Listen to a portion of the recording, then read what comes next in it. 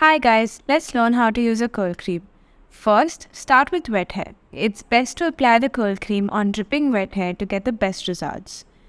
Next, apply the small amount of curl cream on your hair. You don't need a lot of the product, just enough to coat your curls. Make sure you don't use too much cream as this will result in greasy, weighed down hair. Instead, emulsify the cream very well with water until your palms are covered with the cream and rake in a smoothing motion. For curly and coily hair types, use a brush that will help you maximize the definition, while for wavy hair, scrunching will do the job. Use a detangling and style brush by sectioning your hair and brush each section diagonally away from your scalp. Scrunch your hair after applying curl cream to define your curls and distribute the product evenly. Use a diffuser while blow drying your hair to prevent frizz and maintain the shape of your curls.